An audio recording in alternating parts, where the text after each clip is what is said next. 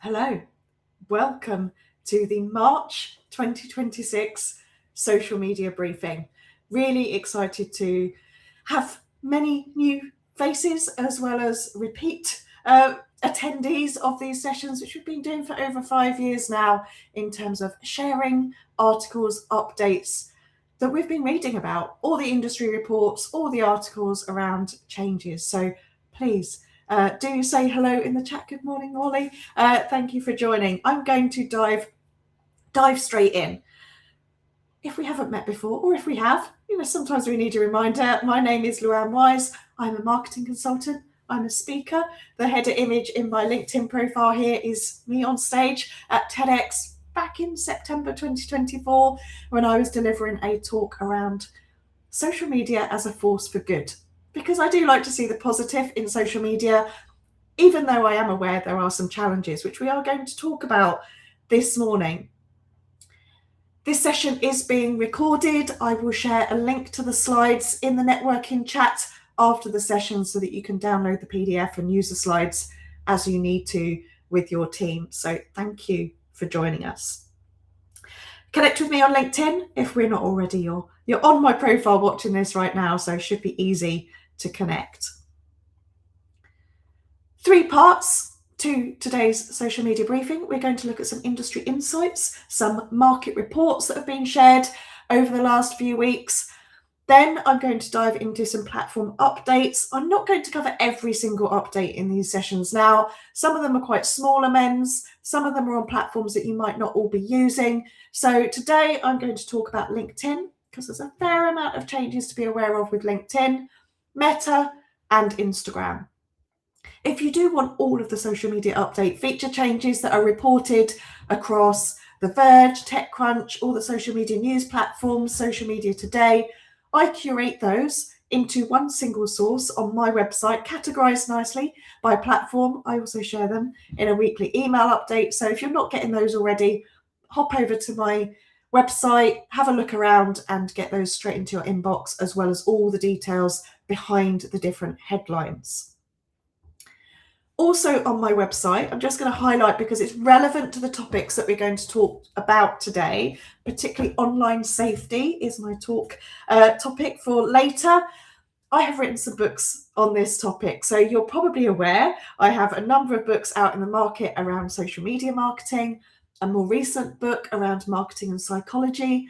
I do have a new book coming out September or October time called Privacy in the Age of Social Media Beyond the Like, and another book in November called The Future of B2B Marketing. And I will share, I had the topic of online safety in this deck a couple of days ago, but there has been news literally overnight on this topic, which is really relevant and is likely to impact us in our work. That news, if you're not aware, is a landmark trial case in the US. It concerns Meta, it concerns YouTube and other social media channels as well, in that they have been found guilty in their role towards social media addiction. Now, I shared with you a minute ago that my TED talk, my TEDx was about social media as a force for good, but I am very aware that there are concerns and often research and conversations around negative impacts as well. There is always different sides to those arguments, but the landmark trial has now said guilty around some features that can lead to addiction. And those features are around, for example, infinite scroll, that we can keep scrolling through social media feeds, around autoplay on videos, and in terms of the algorithmic recommendations that we see. Now, I don't work for a social media platform. I'm reading news articles, diving into research on this. I just think it's a really important time for us to be aware of what's happening, because this will impact us short term and long term. So we'll talk a little bit about more about online safety later on. But first, my industry insights. Those that have just joined, we are recording. You will get a copy of the slides. Links to all the papers, etc., are in the slide deck. You'll be able to click on those a bit later. So 3 headlines that I've pulled out in terms of research. 1, Is Snapchat the new destination for B2B marketing? Snapchat, alongside industry research organisation GWI, have done some research in this field, and I will share a couple of screenshots on this. They are saying that it is. I know that we all like to have benchmarks. I always get asked the question in my consultancy and training work around, is that good? Is that average? What does this mean? Socialinsider.io is always one of my go-to resources around benchmarks. They've already started releasing some reports 2026 around content, around industry types and content, and also platform by platform as well. And literally LinkedIn is hot off the press. So I've got a couple of bits from that to share with you. And to go back to the topic we've talked about a few times, but this is becoming increasingly important and relevant, and something that you might need to be sharing with your clients and your colleagues and your peers, how LinkedIn is a leading source for AI answers. So when people are asking ChatGPT for recommendations, asking it for questions, prompts, sourcing information from LinkedIn is now a significant source. So if we want to appear in those AI citations, we need to be thinking about what we do on LinkedIn to potentially influence that. So 3 links to articles here. I'm sharing with you what I've read around these topics. Thank you for saying good morning in the chat. If anyone does have any questions or thoughts as we go through, please do feel free to share them as I'm talking. So, is Snapchat the new destination for business to business? This is some new research that's out and is saying, here's a couple of screenshots from it, in comparison to non-Snapchat users, Snapchatters are, over on the left, 1.5 times more likely to be executive management, 1.8 times more likely to be a company owner or a founder, to have responsibility for marketing, to have responsibility for strategy. And over on the right, another screenshot from the same report, business-related content the audience want to see more of on Snapchat. Creator and influencer content, tutorials, how-tos, startup stories, news and industry updates, and they want to hear from experts in their field, business content creators, company CEOs, and also academic professionals as well. This is a new report. I haven't seen Snapchat sharing anything like this before.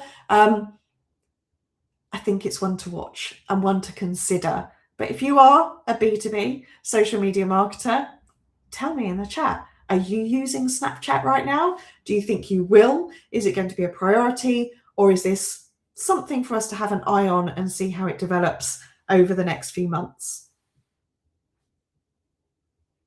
Now, a platform that is more known for B2B is, of course, LinkedIn. And as I said, benchmarks, people are always asking, what does good look like? How do my results compare to the industry average? I will say these industry reports, socialinsider.io is one source. You do have to remember that it is a snapshot. It's often from their own data.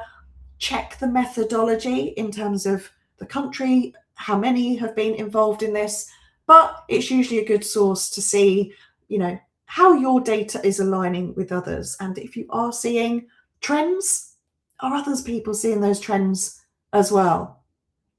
So, socialinsider.io, new LinkedIn benchmarks. We've got a trend here, and I know that this is talked about a lot in the LinkedIn feed at the moment, is around engagement, is around reach, as in impressions. And this report says in 2026, LinkedIn's engagement rate averages 5.2%, which is up 8% year on year. In terms of content types, native documents lead in engagement. Now, by native documents here, I believe it's meaning the PDF uploads, which appear as a carousel. So it's the document type. But engagement has grown across all formats that are used on LinkedIn, videos, images, and pure text posts as well. but it's the multi-image posts, the carousels, that we also see this insight on Instagram as well, that drives the most engagement in terms of likes. Just another snapshot from this report. Again, you can go, I'm giving you the link, go and dive into this, compare it against your own data.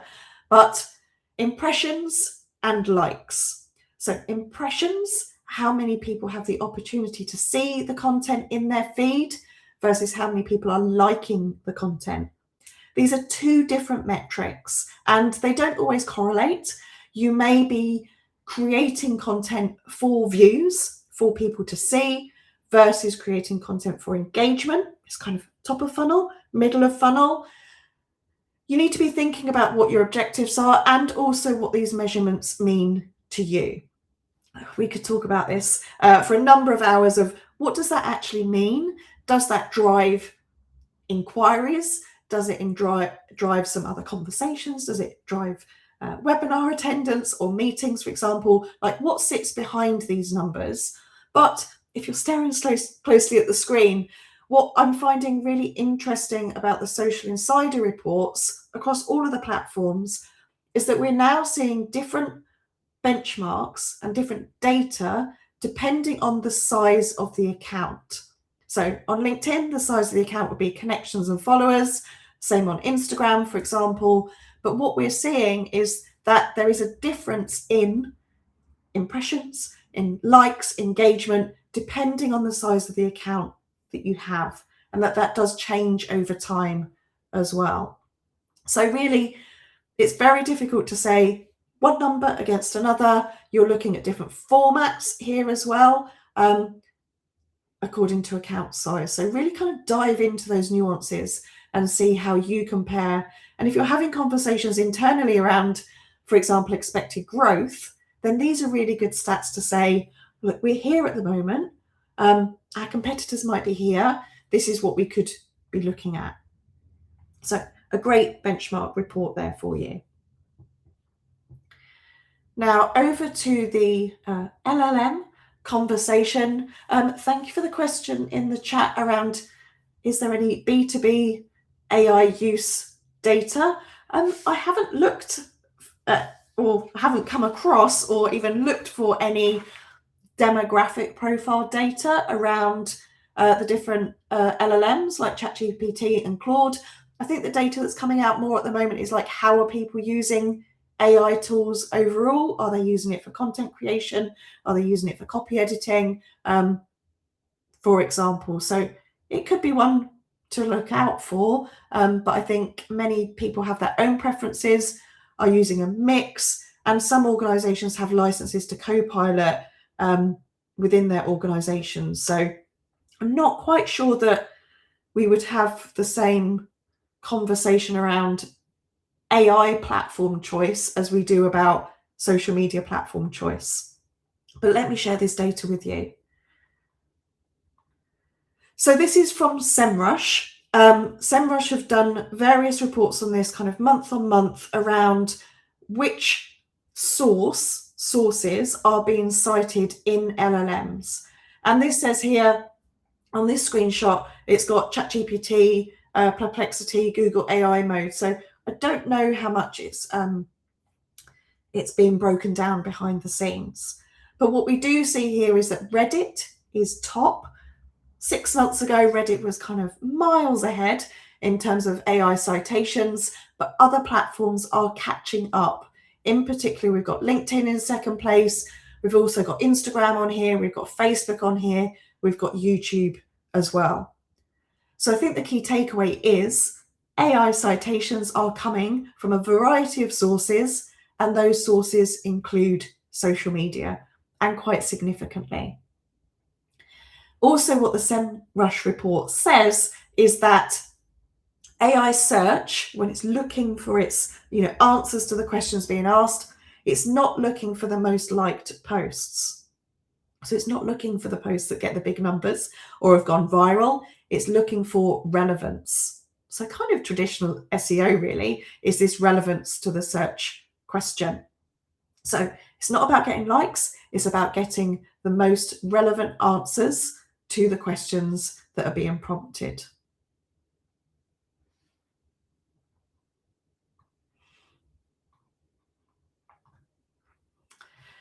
Within the SEMrush article, so I'm sharing screenshots from the article, they go on to share some advice around what to do on LinkedIn to support appearing in those AI citations.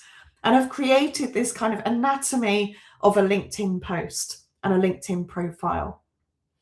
So right now, LinkedIn is one of the most cited domains across AI models, and it's your LinkedIn content that can explain your brand. What the report says is that educational original content is cited most often. It can be long form, so it could be your articles. It could also be the shorter form, so mid-length posts, 50 to 299 words. Both long form and mid, sharing knowledge, practical advice. It is saying reshares are rarely referenced, so it's looking for content that is the first post. And I will say it's pulling it from both company pages and personal profiles. AI citations reward relevance and consistency more than virality. It's worth thinking about, do you post on your company page? Do you post on personal profiles? But the AI citations are coming from both.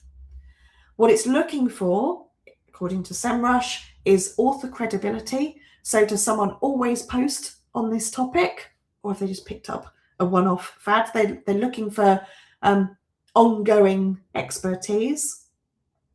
They're looking that the post is about knowledge and advice, that it is original. And if there's one takeaway from today, it's about original content, because we're going to come back to that in terms of meta. They want the post to be clearly structured. So just accessibility best practices here, some nice spacing, paragraphs, structured flow, can be short form, can be long form, but also that it's just a solid piece of content that is helping people. So thinking back to kind of SEO, answering questions, sharing knowledge and advice, that's what LinkedIn wants. That's what the AI tools want as well. And alongside all these kind of AI citation reports, we have engineering blog, quite an intense engineering blog. If anyone wants to read it, there's the link from LinkedIn around how they have updated their algorithm. Now, algorithm updates, we often see lots of conversations, lots of people posting about these. This has come directly from source. This has come from LinkedIn's engineers to say, we have made some updates. And within this article that was reported on social media today, but includes links to the whole engineering blog, which has got flowcharts and all sorts on there, they have confirmed what we knew really, that previous systems have been driven by past engagement. So if you've engaged with content in the past or people in the past, you would see that more often in your feed. It wasn't so much about very recent activity. It was more kind of like long-term engagement, interests and signals. Now, with AI being much more real-time, much more data in the bank to draw from, LinkedIn's algorithm is now using AI to understand what the post is about and how it relates to members' interests and career goals. Basically, it's more intelligent and has some contextual relevance rather than purely keywords or purely working off the basis of a like or a comment on a post. So it's trying to understand what you're interested in and what your career goals are in terms of knowledge and learning and upskilling and understanding to have that relevance in your feed. So it should become more valuable if you're also focused on what you want to know. It's using all the information that you upload, that you share, to guide what they show you. So it is only responding to the signals that we give it, but it will now take into account your profile info. So what have you written in the headline of your profile? What have you written in the about section that shows your industry, your job role, your interests, where you're located as well? It's pulling all of these together to hopefully serve you information in your newsfeed that is more relevant and interesting. And what they've also said is Directly from LinkedIn, quote, "Over the next few months, we'll be improving our systems to reduce repetitive, click-driven posts and filter out engagement bait, so your feed feels more relevant to your interests and not a popularity contest." So what does this mean for us as marketers? It might mean a few tweaks to our LinkedIn profiles so that we're really clear on our purpose for using LinkedIn, what are our topics of interest, but also if we are creating content that we really are thinking about that knowledge, that advice, and being consistent in the topics we talk about as well. You may have heard like content pillars, content buckets, but really thinking about what do I want to see in my feed and what do I want to be known for as well in terms of the content that I'm sharing. And again, directly from LinkedIn, a really nice content checklist. And I don't think there's anything particularly new on here, but again, when we see things come directly from platform, as a reminder, as a reinforcement, it doesn't get more valuable than that.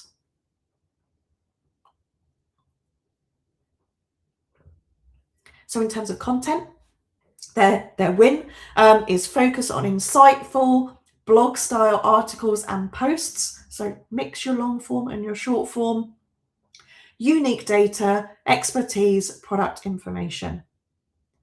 Create original content instead of resharing, and add dates to indicate your content is fresh.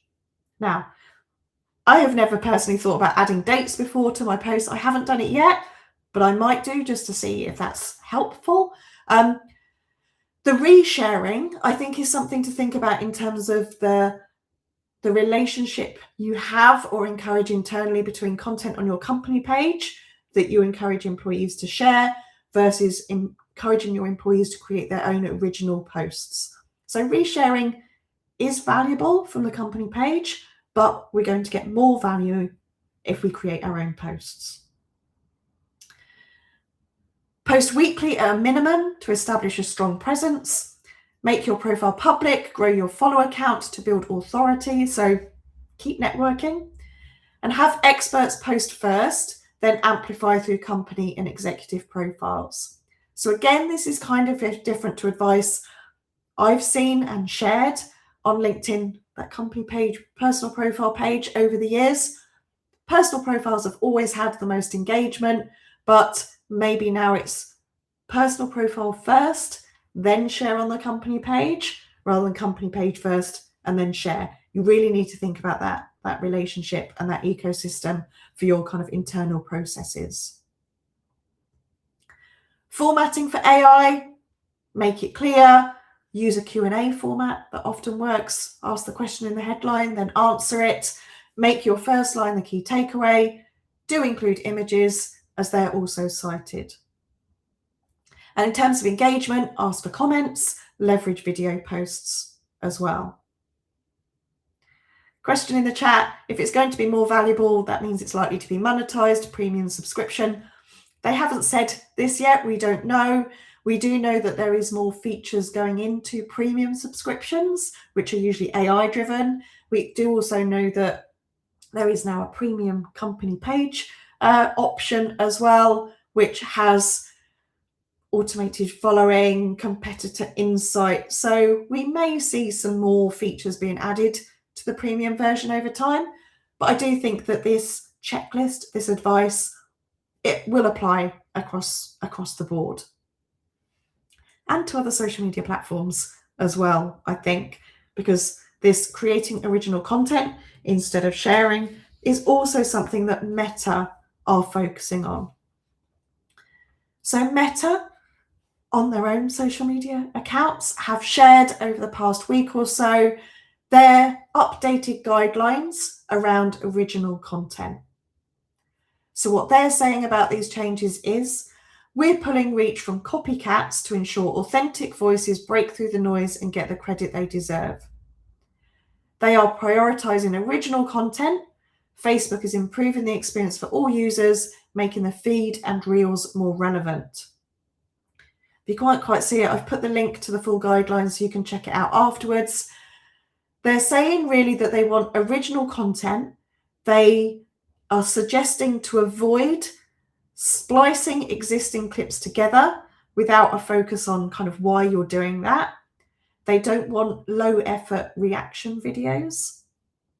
They also don't want content that has already been posted without added value. So I don't have a checklist on like, this is what they mean, post example, this is what they don't mean. I think it's just thinking very carefully now about original content and not kind of quick win, light content that won't get prioritized. The platforms want its users to find it valuable, and we all know that as users, we don't find it valuable if the word AI slop is in there, or if we've just seen this all the time and it's, you know, it's not quality content, it's not meaningful to us. So do have a think around this importance of quality original content. Less is more. In my training, I'm never suggesting that people do more posts to get more reach, to get more engagement. It's about thinking about what's going to be interesting, relevant, pertinent to your audience that they will want to consume, engage, and share. So back to marketing fundamentals of audience, but we take these signals from the platforms in terms of algorithms, priorities, and original content. A couple of smaller updates around the platforms here, really. If you are advertising on Meta, so across Facebook, Instagram, WhatsApp, Threads, Messenger, they have now updated their metrics to align with other platforms. Basically, there's some new names in there that will roll out over time. That's not anything too significant to be aware of, apart from if you're doing your end of month reporting, things might look slightly different, but that tends to happen most months anyway. What you will see is that due to regulations and other changes, how Meta have had to respond is that they are increasing their ad prices in 6 countries. In the UK, that means that there is a 2% additional charge on advertising. So challenging for budgets. Instagram. I think Instagram is the platform that seems to have the most feature updates and changes that they talk about every week. Some minor, some quite useful ones to talk about this month. Thumbnail post editing for your grid. So for those of you that still like to have your grid, your feed kind of nicely aligned or looking okay, you now can edit those thumbnails. So after the post has gone live, you can go in, move that thumbnail around. This week, they have announced that you can now rearrange your carousel posts. So after your carousel has gone up, you can now edit, rearrange, delete, and change it, which I know that some people I speak to would find useful as well. Moving things around, potentially you're seeing this now, may take a while. They are still working to emphasize Reels. So the short form video format, competing with TikTok, the design is intending to show you that kind of content first, to make that most impactful, because that's where users are spending their time, and the platforms want you to spend time on the platforms and engage and, you know, just keep scrolling. You can now pause Reels with a single tap. And is that useful when you're creating content? If you're adding lots of value or maybe text, you might want to put pause this to read. We see that sometimes. And then finally, the whole thing about Instagram and links in captions, it's coming, but it's coming only to some accounts. So links in post captions will be available soon. It rolls out at different times, as we know. You do need to have a verified account, so you do need to pay, the paywall question. It will apply to personal or creator accounts, so not a business account yet. It would need to be a creator account or a personal one to be able to do links in post captions. You would only be able to do 10 links per month, so not on every post that you do. And that link would only be visible on a mobile not if anyone was accessing Instagram on a desktop. So you would need to consider both types of users if you did want to put links in post captions. So I think we can just see that this is a test, but maybe if the test works and it's valuable to people, the functionality will be there and they may be able to roll it out.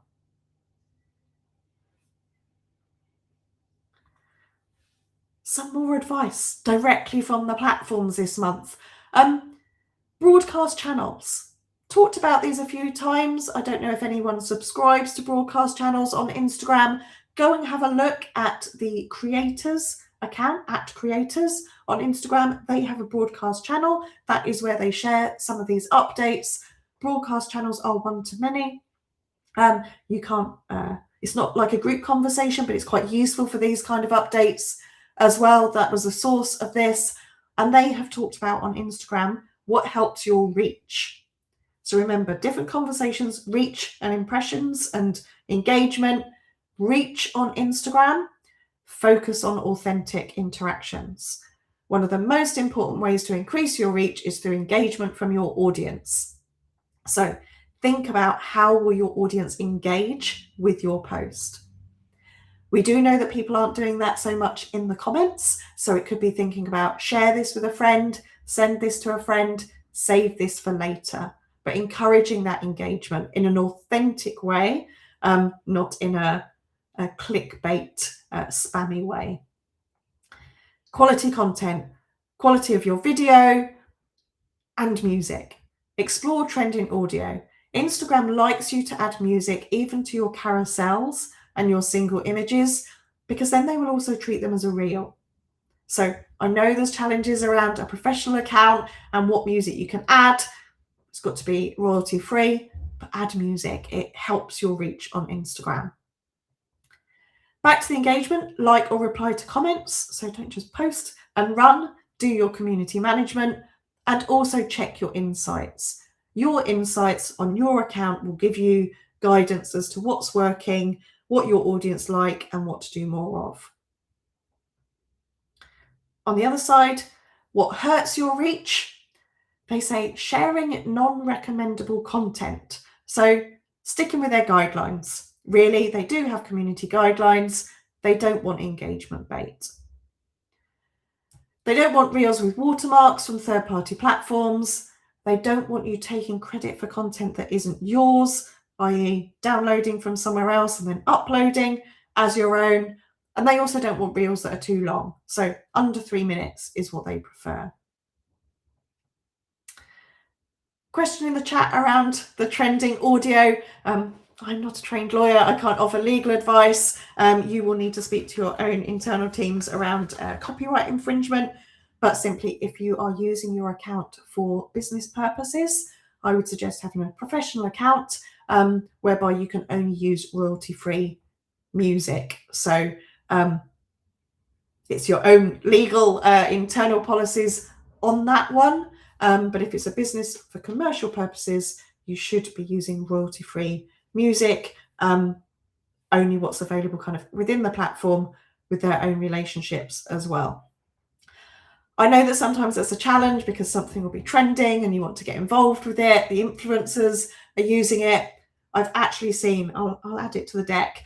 M&S did a great TikTok with like no sound. I think they just had instrumental sound of like, we're not allowed to use the real audio, but we wanted to get involved with this trend anyway. So my advice would always be to keep it on the side of legal and err on the side of caution. Not everyone also has their sound on or can access the sound anyway.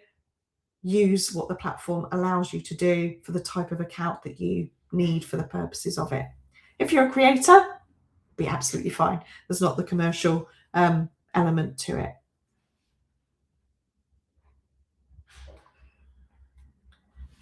So, online safety. It is a big topic, and as I've said, I am very much an advocate of social media in terms of it being a force for good and many benefits of using it for a variety of reasons.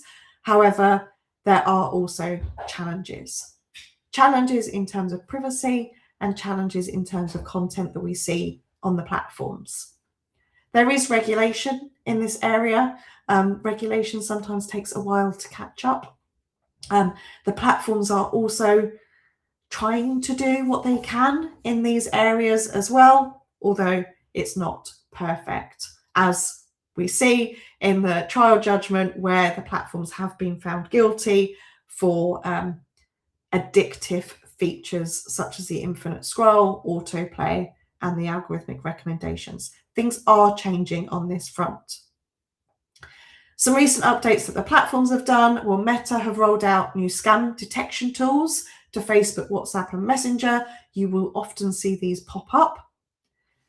In terms of kind of teen safety and younger users as well, Instagram is altering, there's an option for parents to check on the searches if their teen is searching for suicide or self-harm content. WhatsApp have launched parent-managed accounts, and YouTube have recently allocated $20 million towards a digital literacy program for teens. So it is an ongoing challenge. And that challenge, if you want to have your say or you want to read more about it, there is in the UK currently a consultation. So for a similar, Australia introduced a social media ban for under 16s in December. Our UK government are considering this as well. It is currently open for consultation. There is the link if anyone does want to read more about it, get involved, participate in the surveys.